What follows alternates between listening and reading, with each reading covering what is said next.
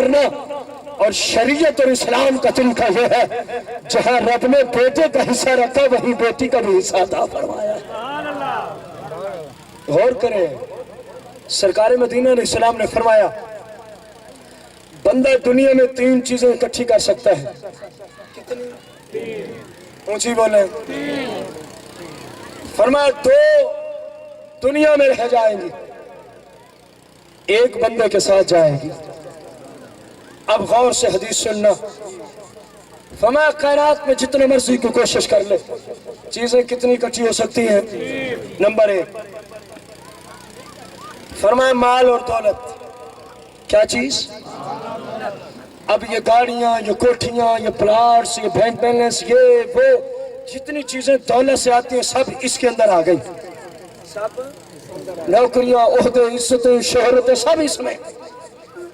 Number 2، فرمایا آل اولاد، اپنے اہل و عیال، شادی کرے گا بیوی آ جائے گی، اللہ چاہے گا تو اولاد بھی پیدا ہونا شروع ہو جائے گی۔ نمبر 3، اعمال۔ نمبر 3، فرمایا ان 3 سے چوتھی چیز کوئی جمع نہیں کر سکتا۔ آپ سوچ کے بتائیں اور کوئی چیز ہے؟ پھر سرکار کی حدیث سنیں، فرمایا 2 یہیں رہ جائیں گی، 1 تمہارے ساتھ جائے گی۔ فرمایا تیری دولت، تیری گاڑیاں، تیری کوٹھیاں، تیرے بینک بیلنس، جو سودی کاروبار سے تو نے دولت بڑھائی، یہ سب یہیں رہ جائے گی۔ تیرا اہل و عیال، تیری اولاد، تیری بیویاں سب دنیا میں تیرے ساتھ، فرمایا تیرے اعمال جائیں گے۔ پھر فرمایا اعمال کی 2 قسمیں ہیں، ایک اچھے اعمال اور ایک برے اعمال۔ فرمایا اگر تو اچھے اعمال ساتھ لائے گا تو رب کا قرآن کہہ رہا ہے سورہ القاریہ میں وَأَمَّا مَنْ ثَقُلَتْ مَوَازِينُهُ، بہرحال جس کی نیکیاں بڑھ گئیں فَهُوَ فِي عِيشَةٍ رَاضِيَةٍ، وہ جنت میں سکون سے چلا جائے گا۔ سرکار فرما رہے ہیں اعمال تیرے ساتھ اور قسمیں 2 ہیں، ایک اچھے، اگر اچھے ہوئے تو ٹھکانہ جنت ہے، اور دوسرے اعمال ہیں برے، اگر برے ہوئے وَأَمَّا مَنْ خِفَّتْ مَوَازِينُهُ فَأُمُّهُ هَاوِيَةٌ وَمَا أَدْرَاكَ مَا هِيَ نَارٌ حَامِيَةٌ۔ اللہ فرماتا ہے جس کے گناہ زیادہ ہوئے وہ حاویہ سے ملے گا۔ فرمایا وَمَا أَدْرَاكَ مَا هِيَ، تجھے کیا پتا حاویہ کیا ہے؟ نَارٌ حَامِيَةٌ، فرمایا وہ کھال اتار لینے والی آگ ہے، آگ۔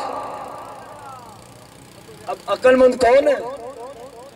جو اپنی قبر و آخرت کی زندگی کو سنوارے یا بچیوں کو محروم کر کے بیٹوں کا مستقبل سنوارے؟ بتاؤ عقل مند کون ہے جو قبر و آخرت سنوارے؟ جواب تو دو، عقل مند کون ہے جو اپنی بھائی قبر و آخر سنوارنے کے لیے اللہ اور اس کے رسول کی اطاعت کرنی ہوگی، اللہ اور اس کے رسول کی شریعت کو ماننا ہوگا، شریعت کے مطابق زندگی گزارنی ہوگی، باقی 7 باتیں بعد میں ہیں۔ سرکار کی شریعت ہر چیز سے پہلے ہے، ہر چیز سے۔ جو کہنا نماز کی خیر ہے میرے پاس بیٹھ جاؤ، یہ شیطان ہے، شیطان۔ یہ کون ہے؟ شیطان۔ کیونکہ شیخ عبد القادر جیلانی قطب ربانی شہباز لامکانی حضور غوث اعظم فرماتے ہیں ایک دن میں ہوا میں اڑتا ہوا جا رہا تھا، ایک دن میں ہوا میں اڑتا ہوا تو سامنے سے ایک نور برآمد ہوا آسمانوں سے ایک، اور کہنے لگا یا عبد القادر، اے عبد القادر، تجھ سے ہم نے شریعت کو اٹھا دیا ہے، تجھ سے ہم نے شریعت کو جو مرضی کر تیرے لیے جائز۔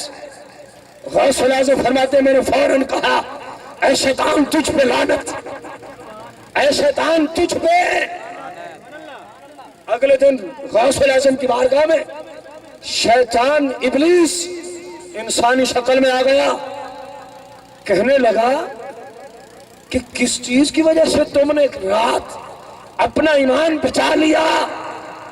میں نے تو بڑے بڑے شہبازوں کو اسی جملے سے تباہ و برباد کر دیا ہے۔ غوث اعظم فرماتے ہیں میں نے اپنے علم کی برکت سے پہچان لیا کہ یہ جو مجھے کہہ رہا ہے نا تجھ سے شریعت اٹھ گئی ہے۔ غوث کہتے ہیں شیطان کو میں نے اپنے علم سے پہچان لیا، جب اللہ نے یہ جملے مصطفیٰ کریم کو نہ بولے، یا یہ جملے اللہ نے نبی کو نہ بولے جو میرے بھی سردار و آقا ہیں، سارے نبیوں کے سردار ہیں، تو میں تو ان کا ادنا خادم ہوں، اللہ مجھے کب کہے گا؟ آپ نے فرمایا میں نے علم کی روشنی میں اپنا ایمان محفوظ کر لیا ہے۔ شیطان کہنے لگا میں نے بڑے بڑے غوثوں کے، بڑے بڑے ولیوں کے ایمان اسی جملے سے چھینے ہیں، ان کو برباد کیا ہے۔ غوث تجھے تیرا قرآن کا علم نصیب ہو جس نے تجھے بچا لیا ہے، جس نے تجھے قرآن و سنت کے بغیر گزارا نہیں، قرآن و سنت کے بغیر گزارا۔ کیا خیال ہے کون کون ہے جو آج کے بعد اپنی بیٹیوں کو اپنی جائیداد سے محروم کرے گا؟ ہاتھ کھڑا کرے ذرا، میں کھا جاؤں گا اس کو۔ ہاتھ کھڑا کر دے گا۔ بندوں سے ڈر رہا ہے، بندوں سے۔ میرے بھائیوں بندوں سے ڈرنے کا کوئی فائدہ نہیں، اپنے رب سے ڈرو، اپنے رب سے ڈرو جس نے کل ہم سے ایک ایک ذرے کا حساب لینا ہے۔ جلالالدین سیوطی کی کتاب احوال آخرت میں نے حدیث پڑھی، ایک شخص نے یوں آنکھ اٹھائی، اور آنکھ اٹھانے میں نہ کوئی دینی مقصد نہ کوئی دنیاوی فائدہ۔ قیامت کے دن رب پوچھے گا بتا تو نے آنکھ کیوں اٹھائی؟ جہاں اتنے تک گرفت ہونی ہے وہاں بیٹیوں کے حق مارنے والوں کو کہاں اللہ بخشے گا؟ وہاں ان کو کہاں چھوٹ ملے گی؟ بندوں سے نہ ڈرو، انسانیت یہ ہے کہ بندہ رب سے ڈرنے والا ہو جائے، بندہ اپنے مالک سے ڈرنے والا ہو جائے۔ آج کے بعد کون کون ہے جو زکوٰۃ نہیں دے گا؟ ہاتھ کوئی نہیں کھڑا کرے۔ چلو یوں ہی بتا دیں کون کون ہے جو عشر دینے کے لیے تیار ہو گیا ہے جس کو رب نے جائیداد دی ہے؟ کون کون ہے جو زکوٰۃ دینے کے لیے تیار ہو گیا ہے؟ میری نہ مانے قرآن کی مان کے ہاتھ کھڑا کر دو۔ اللہ آپ کے اس نظریے اور عقیدے پر آپ سب کو ثابت قدمی عطا فرمائے۔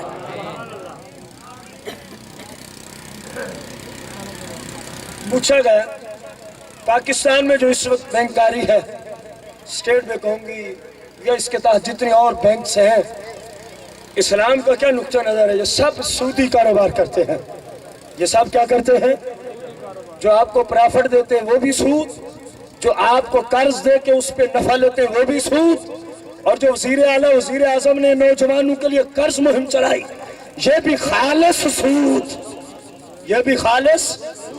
سرکار کی سیاہ میں حدیث، سود کے 1 روپے کا لین دین کرنے والا، سود دینے والا، بخاری کی حدیث، مسلم کی حدیث، سود لینے والا، سود دلوانے والا، سود لکھنے والا، سود لکھوانے والا، سود پہ گواہ بنانے والا، سود پہ گواہ بننے والا، سرکار فرماتے ہیں یہ سب گناہ میں برابر کے شریک ہیں۔ بخاری مسلم کی حدیث۔ اور سود کے 1 روپے کا لین دین کتنے پیسوں کا؟ 1 روپے کا۔ سرکار فرماتے ہیں اس کے 70 گنا بنتے ہیں۔ کتنے؟ 70 گنا بنتے ہیں۔ فرمایا 69 بڑے ہیں، 69 جو سب سے ہلکا ہے سود کے 1 روپے کا، 69 ابھی اوپر ہے۔ فرمایا ان ينكح الرجل امه، وہ یہ ہے کہ بندہ اپنی حقیقی ماں سے زنا کر ڈالے۔ 1 روپیہ سودی لین کا وبال۔ 69 بڑے ہیں، سب سے ہلکے درجے کا گناہ ہے ان ينكح الرجل امه او كما قال علیہ السلام، فرمایا بندہ اپنی حقیقی ماں سے زنا کر لے، اور یہ کام جو دونوں اسلام میں برابر ہیں، ابھی 69 درجے کے گناہ اوپر ہے۔ اب کوئی ہے ہم میں سے اللہ معاف کرے، اللہ معاف کرے، اللہ معاف کرے، جو اس گناہ عظیم کو کرنے پر تیار ہو جائے؟ کوئی نہیں۔ لیکن سود جو اس سے بھی بڑا گناہ ہے 70 درجے، اس کو کرنے کے لیے ہر تیسرا فرد تیار۔ کل خانی کرنی ہے تو قرض سود پہ، چلیسویں کرنے ہو تو قرض سود پہ، چہلم کرنے ہو تو قرض سود پہ، 11ویں کرنی ہو تو قرض سود پہ، ملاد منانا ہو تو قرض سود پہ، لعنت ہوتی ہے لعنت ایسے صدقات پر رب کی۔ کس نے کہا ہے کہ آرمیاں کرو، قربانیاں کرو، چلیسویں کرو، سود پہ قرض لے کے کرو؟ یہ کس اسلام نے آپ کو دعوت دی ہے؟ آپ اکٹھے ہو جاؤ، ذکر اذکار کرو، عرض کرو مولا اس کا ثواب فلاں کو بھیجا، ایصال ثواب ہو جاتا ہے۔ ضروری تو نہیں ایصال ثواب پہ کھانے پکانا، ہاں حلال کی دولت رب نے دی ہے تو جتنا مرضی پکائے، اسلام روکتا نہیں۔ دوسرا سوال یہ ہو گیا، وزیر اعظم صاحب نے جو اس وقت قرض پہ نوجوانوں کو دوزخ میں جانے کا ایک ہموار راستہ دیا ہے جو سیدھا وہی لے جاتا ہے، کہہ رہے ہیں یہ جائز ہے کہ ناجائز ہے؟ یہ خالص سود ہے۔ کیا ہے؟ کعبے میں ایک مرتبہ زنا کرنے والے کو کتنے کا وبال ہے؟ 1 لاکھ۔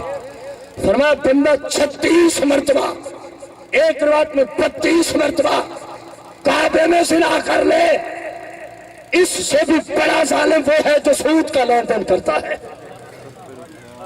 اس سے بھی بڑا ظالم وہ ہے جو سود کا لین دین کرتا ہے۔ میرے بھائیو، زندگی مختصر ہے، زندگی ہماری۔ ابھی ایک حدیث عرض کی، فرمایا سمندر میں انگلی داخل کرو، جب انگلی کو نکالو اس پہ جتنا پانی ہے یہ تمہاری دنیا کی زندگی ہے۔ فرمایا اس کے مد مقابل جو سمندر کا پانی ہے یہ قبر و آخرت کی زندگی ہے۔ بتاؤ یہ زندگی طویل کہ اگلی زندگی طویل؟ تو اچھا انسان وہ ہے جو اپنی قبر و آخرت کی زندگی کو سنوارتا ہے۔ اور قبر و آخرت کی زندگی کس طرح سنور سکتی ہے؟ قبر و آخرت کی زندگی ایک ہی اصول ہے، ہر حال میں شریعت، ہر حال میں شریعت، بس شریعت، بس شریعت، جو بھی کریں سرکار کی شریعت کے مطابق کریں۔ پھر دنیا میں بھی رب کی رحمت ہے، قبر میں بھی رب کی رحمت ہے۔ قیامت کے دن جب کوئی سایہ نہیں ہوگا، شریعت پہ چلنے والوں کو رب عرش اعظم کا سایہ عطا فرمائے گا۔ آخری بات، پت جھڑ کے موسم میں سرکار تشریف لے آئے ایک درخت کے پاس، سرکار نے اس کی ٹہنی کو پکڑا، شاخ کو، اس کو ہلایا، وہ شاخ کو اس کے پتے جھڑنا شروع ہو گئے، اس کے پتے جھڑنا۔ آپ کے ساتھ آپ کا ایک صحابی غلام ہے، سرکار نے پوچھا دیکھ رہے ہو؟ عرض کی جی ہاں یا رسول اللہ۔ فرمایا جس طرح شاخ ہلانے سے پتے گرے ہیں، جب میرا امتی نماز پڑھتا ہے اسی طرح اس کے گناہ جھڑ جاتے ہیں، اسی طرح اس کے کیا جھڑ جاتے ہیں؟ گناہ جھڑ جاتے ہیں۔ تو آج اس مقدس محفل میں محمد بلال سلطان کے عقیقے کی محفل کی برکت سے میرے ساتھ یہ عہد کر کے اٹھو کہ جب تک زندگی ہے اللہ کی رضا کی خاطر پانچوں نمازیں پڑھتے رہیں گے۔ اللہ آپ سب کو اس پر استقامت دے، اور اللہ اس بچے کی زندگی کو طویل کرے، بڑی کرے، اور ہمیشہ وہ سرکار کے دین کی تبلیغ کرنے والا اور مبلغ اہل سنت بنے، ہمیشہ دین اسلام کی تبلیغ کرنے والا ہو۔ اور آپ سب کے بچوں کے عقیقوں پہ بھی اللہ آپ کو توفیق دے، اسی طرح درس قرآن ہوا کرے۔ بیمہ پالیسی کا کیا حکم ہے؟ اعلی حضرت فاضل بریلوی امام احمد رضا خان رضی اللہ عنہ سے سوال ہوا فتاوی رضویہ میں، آپ نے فرمایا بیمہ پالیسی کسی بھی طبقے کی ہو، اسلام میں حرام اور سود ہے، اسلام میں حرام اور کچھ صورتوں میں جوا، اکثر صورتوں میں سود ہے۔ بیمہ پالیسی سود اور حرام اور جہنم میں لے جانے والا، سمجھ آئیے؟ پوچھا یہی ہے شاید نے کہ اعلی حضرت کے حوالے سے، ورنہ تو کئی احادیث قرآن اور بہت کچھ موجود ہے۔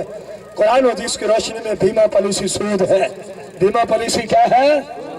جتنے یہ فتاوی جات آپ کو دکھاتے ہیں سب ان لوگوں سے لیے، کسی کو 50,000 کا چیک دیا، کسی کو 1,00,000 کا چیک دیا، کسی بدبخت کو ایک گاڑی کا چیک دیا، کسی بدبخت کو پلاٹ اور کوٹھی دی، اور ان سے فتویٰ لے کے لوگوں کو گمراہ کرتے ہیں۔ میں کہتا ہوں اہل سنت کے جتنے دارالفتہ ہیں، کوئی بیمہ پالیسی والا کبھی جامعہ نظامیہ سے فتویٰ لے آئے لاہور سے، کبھی جامعہ نعیمیہ سے فتویٰ لے کے دکھائے، کبھی دارالفتاء اہل سنت دعوت اسلامی کے دارالفتاؤں سے کوئی فتویٰ لے کے دکھائے، کبھی محدث اعظم پاکستان کے دارالفتاء جامعہ مسجد سنی رضوی جنگ بازار سردار آباد فیصل آباد کے دارالفتاء سے کوئی فتویٰ لے کے دکھائے، جامعہ قادریہ سے کوئی فتویٰ لے کے دکھائے، انوار العلوم ملتان سے کوئی فتویٰ لے کے دکھائے، پیر سراغ کی گدی سے کوئی فتویٰ لے کے دکھائے، پیر بارو کی گدی سے کوئی انشورنس اور بیمہ کے حلال ہونے پہ فتویٰ ہمیں دکھائے، ہم اس مفتی کا قرآن و سنت کی روشنی میں اس کا منہ توڑ کے رکھ دیں گے۔ یہ وہ مفتی ہیں جو دولت کے پجاری ہیں، جو دولت کی وجہ سے بک جاتے ہیں اور گمراہ کرنے کی غرض سے ایک فتویٰ لکھ کے دے دیتے ہیں۔ قرآن و سنت کی روشنی میں سود ہے، اونچی کہنا ہے بیمہ کیا ہے؟ سارے بولو بیمہ کیا ہے؟ اللہ تعالی ہم سب کو قرآن و سنت پہ عمل کی توفیق عطا فرمائے۔ جو میں مواد لے کے آیا تھا تقریباً آدھا عرض کیا ہے، اس کی وجہ آپ کے نعت خوان